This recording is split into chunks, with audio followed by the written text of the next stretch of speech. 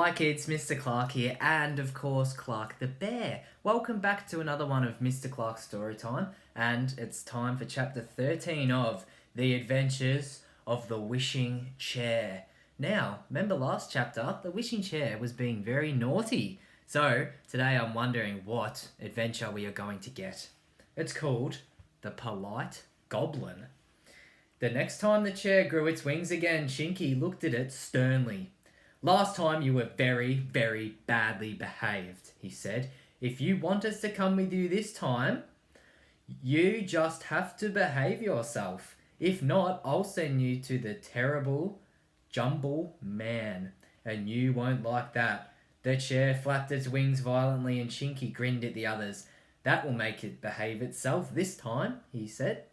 "It wouldn't like to be given to the Jumble Man. Come on, let's get in." They all got in. The chair rose very slowly and flew out the door, taking care not to jerk or jolt the children at all like last time. It flew very slowly and carefully that Chinky got quite impatient. "Now you are being silly," he said to the chair. "Do fly properly. You're hardly moving." The chair flew faster. It flew very high and the children could hardly see the houses below them. They even flew above the clouds, and suddenly, to the children's amazement and great astonishment, they saw a big castle on a cloud. "Oh, I say, look," said Peter in amazement. "A castle on a cloud. Who lives there, Chinky?" "I don't know," said Chinky. "I hope it's someone nice. I don't want to meet a giant this morning." The chair flew to the castle. There was a big front door standing open. The chair flew straight inside. "Goodness," said Molly in alarm. "This isn't very polite. We ought to have knocked." The chair came to rest in a big kitchen. A small goblin with pointy ears, green eyes, and bony legs and arms was sitting in a chair reading a paper. When the wishing chair flew in with Chinky, Molly, and Peter in it, he jumped up in astonishment. The children and Chinky got out of their chair. "Good morning," said Chinky. "I'm so sorry to come in like this, but our chair didn't want to wait to knock." The goblin bowed politely. "It doesn't matter at all," he said. "What a marvellous chair you have, and how pleased I am to see you. Pray, sit down and let me give you some lemonade." They all sat down on stools. The goblin rushed to the cupboard and brought out a big jug of lemonade. "It's so nice to see such pleasant visitors," said the goblin, putting a glass of lemonade before each of them. "And now, will you have some biscuits?" "Thank you," said Molly and Peter and Chinky. They felt it was so kind of the goblin to welcome them, but they didn't like him at all. He seemed much too polite. "Another glass of lemonade?" asked the goblin, taking Chinky's empty glass. "Oh, do. It's a pleasure. I assure you to have you here." "Another biscuit, little girl. I make them myself and only save them for special visitors." "But we aren't very special," said Peter, thinking that the goblin was really silly to say such things. "Oh, yes, you are very special," said the goblin, smiling politely at them. "So good of you to come and see an ugly goblin like me." "But we didn't mean to come and see you," said Molly truthfully. Chinky frowned at her. He didn't want her to offend the goblin. He did not trust him at all. He wanted to get away as soon as he could. "Well," said Chinky, finishing his biscuit, "it is kind of you to have welcomed us like this, but now we must go. Goodbye and thank you," said the polite goblin. He shook hands with each of them and bowed very low. They turned to go to the wishing chair, and then they had a most terrible shock. The wishing chair was not there. It was gone. "I say, where's the wishing chair?" shouted Chinky. "Goblin, where's our chair?" There's a picture of Molly and Peter and, of course, this new very strange goblin that I'm not so sure about.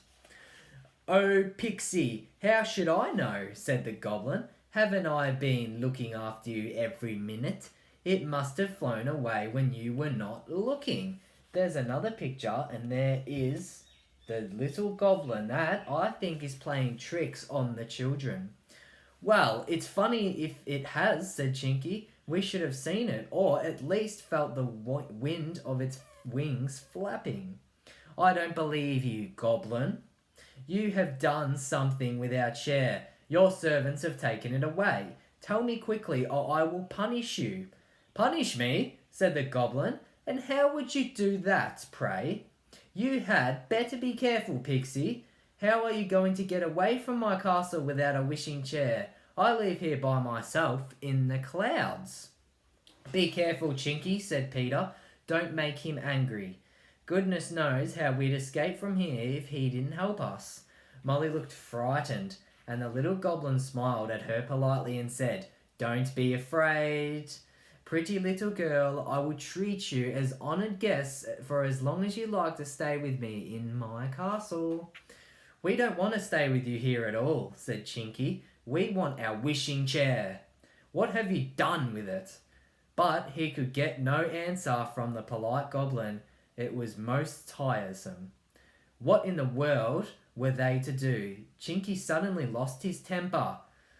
He rushed at the goblin to catch him and shake. The goblin looked scared. He turned to run and sped out of the big kitchen into the hall. Chinky ran after him. Molly and Peter looked at one another. Chinky will get us all into trouble, said Molly. He really is a silly Billy. If he makes the goblin angry, he certainly won't help us to get away. I suppose that naughty wishing chair flew away home. I'm quite sure it didn't, said Peter. I know, I would have seen it moving. The goblin came running into the room, followed by Chinky. Catch him! Catch him! Yelled Chinky. Peter tried to, but the goblin was like an eel. He dodged this way, he dodged that way, and then a funny thing happened. Peter fell over something that wasn't there. He crashed right into something and fell over. Bang! And yet, when he looked, there was nothing at all to fall over. He felt very most astonished. He sat up and stared round. What did I fall over? He said. Chinky stopped chasing the goblin and ran to him. He put out his arms and felt round about in the air by Peter, and his hands closed on something hard that couldn't be seen. Oh, he yelled joyfully, it's the wishing chair! That deceitful goblin made it invisible, so that we couldn't see it, even though it was really there. And he meant us to go home in it, right? And as soon as we had gone, he meant to use the wishing chair for himself, and we'd never even know. Then it hasn't flown away, cried Molly, running over and feeling it too. Oh, goody, goody! We can get into it and go home even if we can't see we're sitting in it. Get up, Peter, and let's fly off before that nasty, polite goblin does any more spells. They all sat in the chair they couldn't see. Home, wishing chair, home, cried Chinky. The invisible chair rose in the air and flew out of the door. The goblin ran to the door and bowed. So pleased to have seen you, he said. He called politely. Nasty little polite creature, said Chinky. My goodness, we nearly lost the chair, children. Now we've got to find a way of making it visible again. It's no fun having a chair not knowing if it's really there or not. I don't like feeling that I'm not sitting on anything. I like to see what I'm sitting on. They flew home. They got out of the chair and looked at one another. Well, we do have adventures, said Peter, grinning. And that is the end of the chapter. So this chapter we ran into a polite goblin, but he actually played a little trick on us, and, Clark, the wishing chair went invisible. So, I'll see you everyone tomorrow, and Clark the bear and I will continue reading The Wishing Chair, and I'm excited to see how they're going to make our chair visible again. Thanks for listening, kids, and we'll see you tomorrow. Bye.